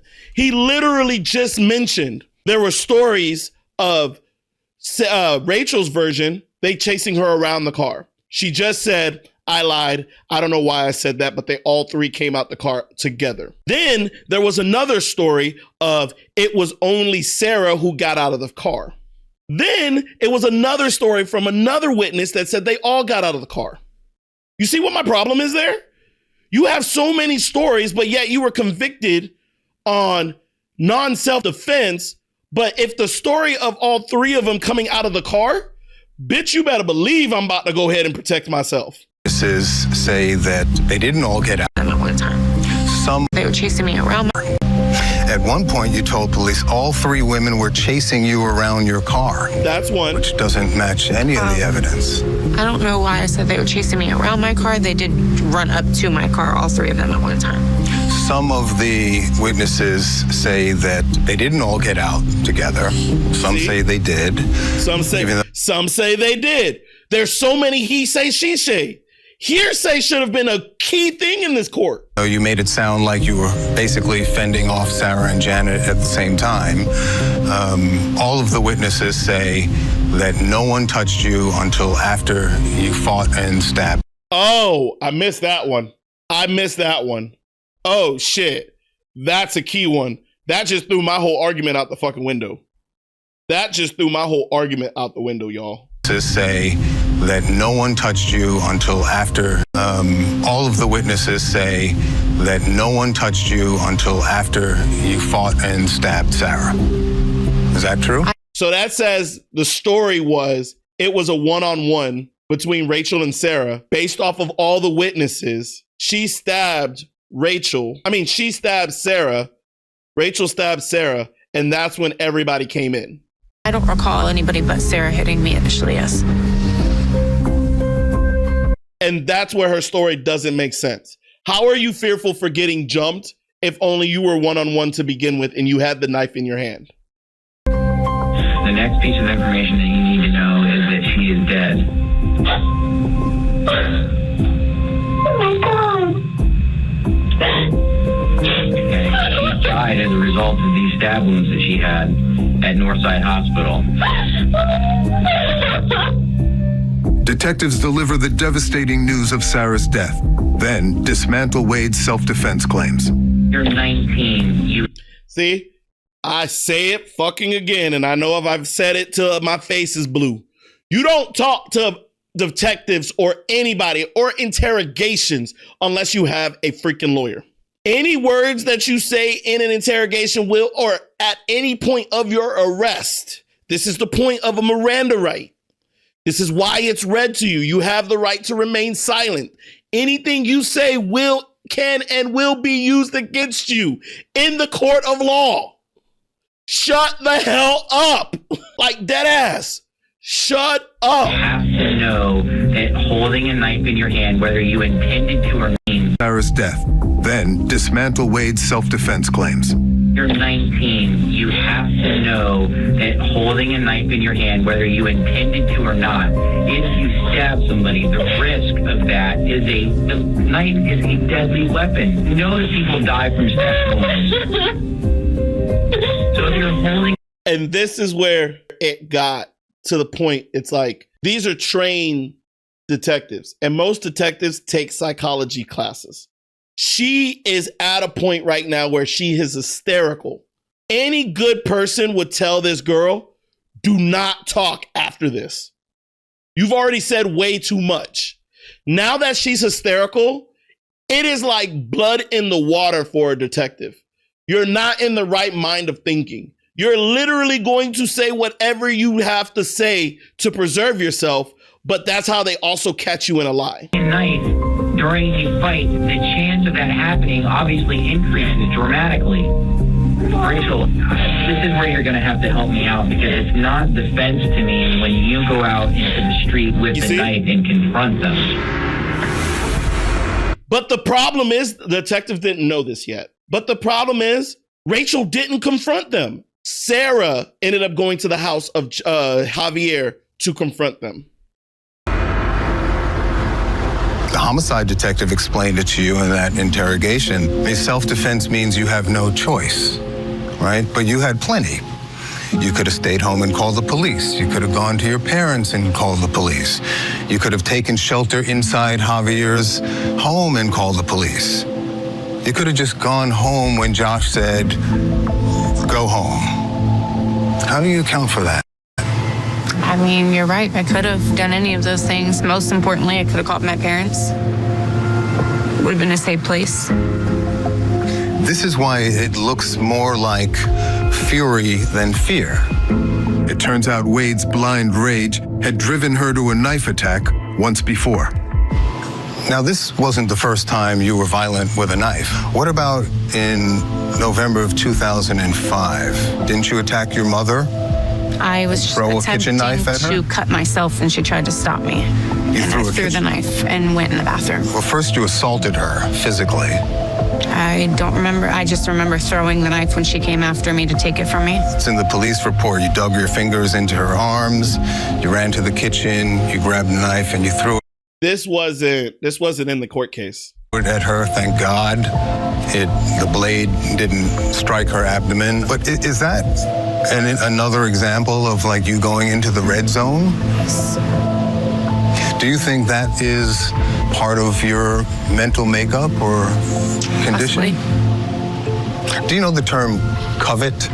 The covet? That's when you want something so desperately that you can't have or that someone else has. And it occupies your thoughts every day until it narrows your focus. It becomes an obsession. And then it starts to drive your choices, addiction, and behavior. Does that ring true at all for you? I think so. Yeah. Looking back, that could definitely.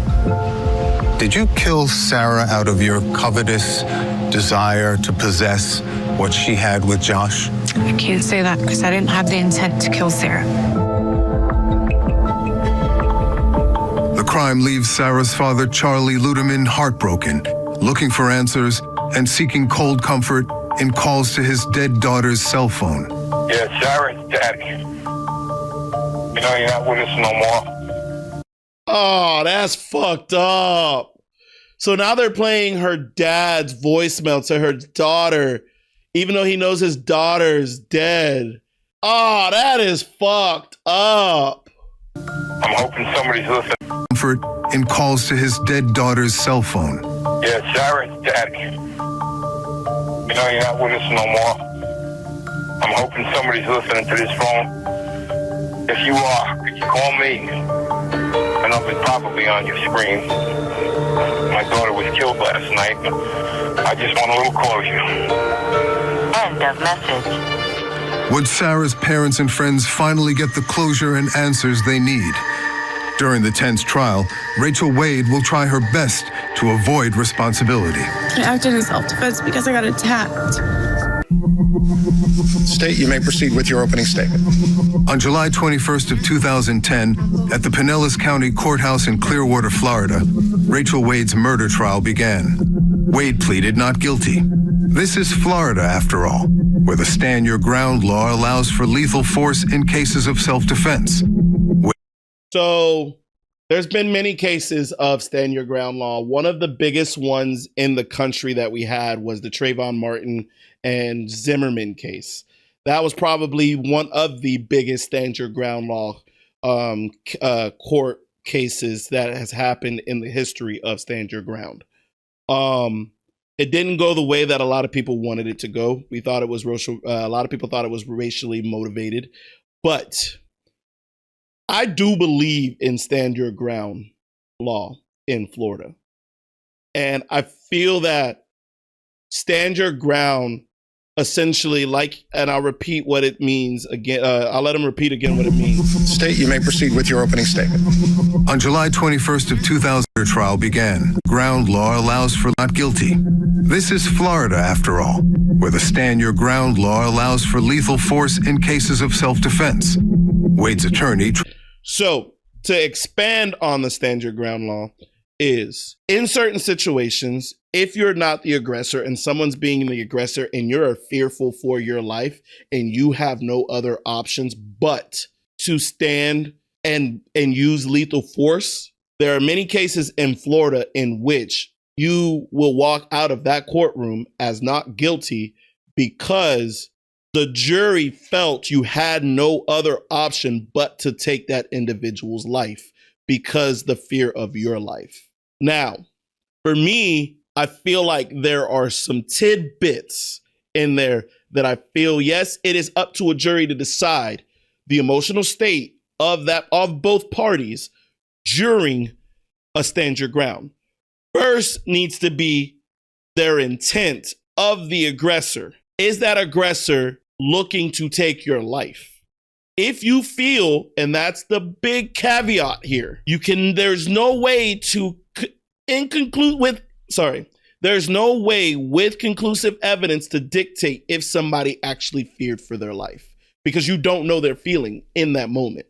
And same way, you don't know the intention of the aggressor, of the aggressive party during that time. Now, it really depends on the certain situation. If the aggressor has a gun, then you already know that's deadly force. And if the aggressor has a gun and the person fearful for their life has one and shoots them, that's typically a clear-cut case. Where it gets gray is if the intention of the aggressor, a weapon is not present, and the person fearful for their lives uses a weapon. That is where things get kind of gray. Tried to use just that, lethal force in cases of self-defense. Wade's attorney tried to use just that. This case is about self-defense. Make no mistake about it. Make no mistake about it. An individual has the right to stand their ground and defend themselves. They have no duty to retreat, and Rachel Wade had the right to defend herself that night. I'm gonna murder you. But prosecutors had the benefit of Wade's own incriminating words. That's what hurt her. But prosecutors had the benefit of Wade's own incriminating words. Guaranteeing you, I'm gonna murder you. That is what Rachel Wade told Sarah Ludemann 7.5 months before she took a knife and stabbed her right through the heart. Many of those there that night testified that Rachel was furious and made her plans known. At some point in the vehicle, while you were in the vehicle, did you overhear a conversation? A phone conversation? Yes. Yes. I heard a girl's voice on Sarah's phone and it said, "I'm gonna stab you and your Mexican boyfriend." Okay. Could you clearly hear the conversation? Yes. Voice? Tell the jury exactly what you heard her say. She said, "I'm gonna stab you and your Mexican boyfriend." At some point in time, did she make a statement that she was going to kill him? Yes. Okay. What was the statement that she made? I'm gonna kill that bitch. So, several months prior, you threatened her life.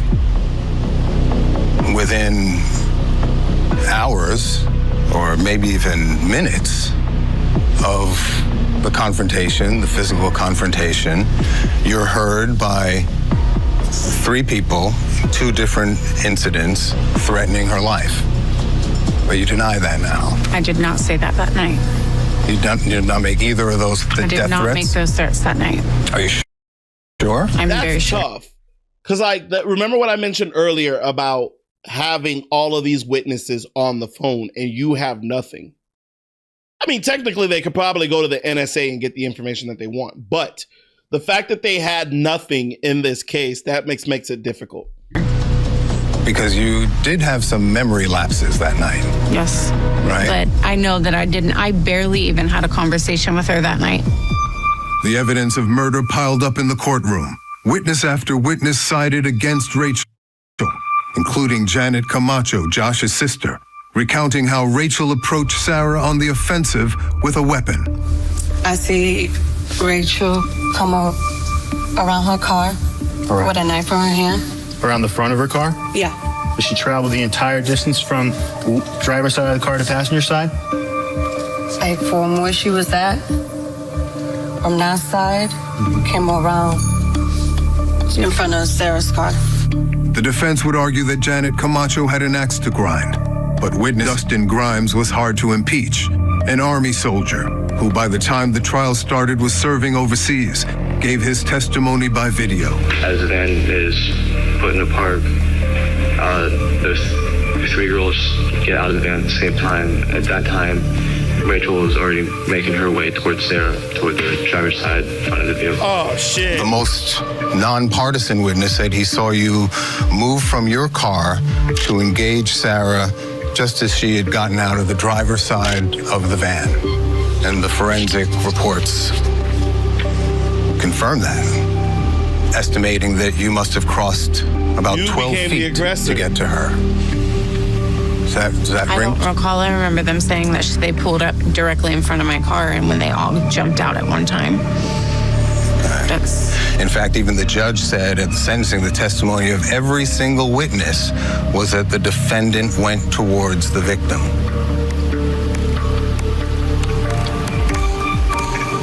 So it changes it. So it makes me also look freaking crazy because I don't remember this. It's been 10 years. But now that you're getting this, it's like it almost flips because Rachel walked towards the door of Sarah. She is now flipped it to becoming the aggressor rather than Sarah, who drove to the house as the aggressor. You see what I'm saying? This is why when you look at stand your ground law, it's so finicky. It is absolutely finicky. It's not a black and white law. You agree with that? Yes. Defense, please call your first witness. Judge, we would call Javier Laboy. Only Rachel's former boyfriend, Javier Laboy, offered a token defense at trial. When Sarah got out of the vehicle, would you tell this jury, in your opinion, based on the observation, who was the aggressor in that situation? Sarah was. Will you tell this jury who was the one to throw the first punch? Sarah was. Finally, in a risky move, Rachel Wade took the stand. I began to swing my arms back in retaliation. To defend yourself? Yes. But her defense fell apart under withering cross-examination. You said that you couldn't even remember the point that you stabbed her. I don't remember physically stabbing her. You remember everything else. You remember what happened before. You remember all the threats, right? Yes. You remember everything that happened afterwards, right? And Janet coming at you, right? Yes. You just don't remember that. I don't. So how? And you know the thing that they're just doing their job, but any good attorney, though it's like common sense, if you've ever been in a fight, you know your rage is at an all-time high. And if it's at an all-time high or like at a high point, things go so fast that it can sometimes block your memory, or it goes so fast that your brain isn't receiving the rest of your body's actions.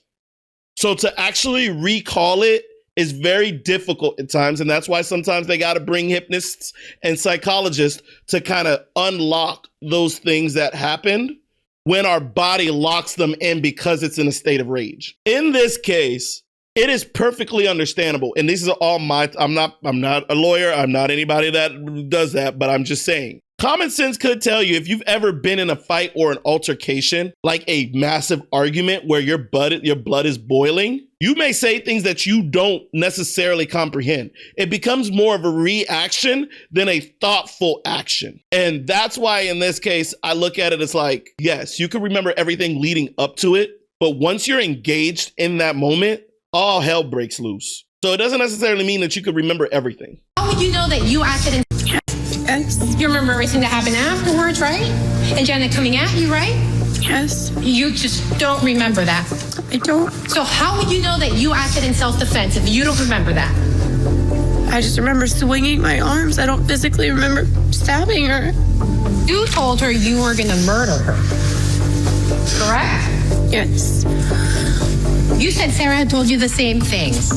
Yes. You're the only one that actually followed through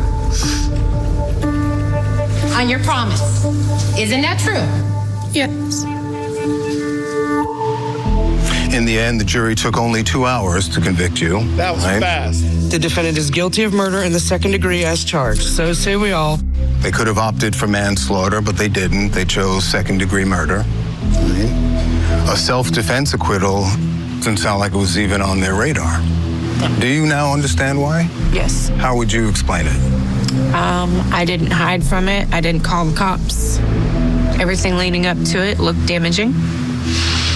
On some level, you did feel an existential threat from Sarah. Not physically, but really, I guess, more in terms of your ego and the way you sort of organized your world. Could it be that that night, when he clearly chose Sarah over you, right, that your ego was too fragile to bear it, and so you acted to annihilate the threat? Sarah? Possibly, I don't know. Our 1-hour interview was about to end, but there was one final question to drive at, the most important one. Rachel Wade can't have it both ways. Would she still insist, as she has for the last 16 years, that the killing was in self-defense? Or was it murder? I think she's going to say it was self-defense. You got 27 years. Yes.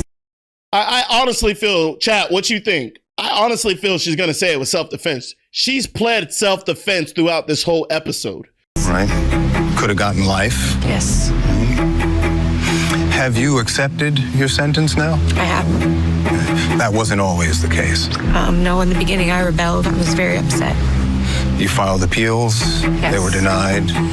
You did a fair amount of blame shifting over time. Yes. Right? You realize that? Yes. Blame the victim, putting you in this position. Blame Josh. You blamed the police at one point. You said they never do anything. You even blamed your own attorney in motions for ineffective counsel. Yes. You said at the time you were truly remorseful. Is that true? Yes. I think once it all sank in. Sorry. It's okay. I think once it all sank in reality hit that I killed somebody. Yes. Ask the freaking question. Remorse requires that you accept responsibility for the wrong that you did, murdering Sarah. Yes. Do you accept that you murdered Sarah? Yes. Oh, shit. In one word, for the first time, Wade issues a long-delayed confession. She said, yes, she murdered her. At the sentencing hearing, Sarah's father... Oh, shit. I would have thought she would have said it was self-defense, but she said she murdered her. But I can't even say it because she said it because I was going to be like, could it have been because she's already been beaten down and she's already pretty much at the end of her sentencing, almost, that you've served it already. You're walking out of prison, if she does walk out of prison, as labeled a felon murderer, right? Charlie Ludemann, who has since passed away, would give an emotional impact statement, bringing the courtroom... I'm still shocked. At the sentencing hearing, Sarah's father, Charlie Ludemann, who has since passed away, would give an emotional impact statement, bringing the courtroom to tears. It was a fitting tribute to a young woman taken too soon for no good reason. Hold on. And see, I can't say it was for no good reason. And I don't like how they put that in there. I feel like in the way this was going, and I'll explain later. A child was stabbed to death by Rachel Wade. She was only 18 years old. I will never hold her. I will never see her get married. Never hear her laugh at my dumb jokes. Never drive around with me in a cab like she did when she was a little girl. The special way only a father and daughter could relate and bond. I will only be able to hear her voice by calling her phone and hear her say, "Hey, it's Sarah. Leave me a message and I'll call you back." Why? Because Rachel chose to bring a knife. She wouldn't fight fair.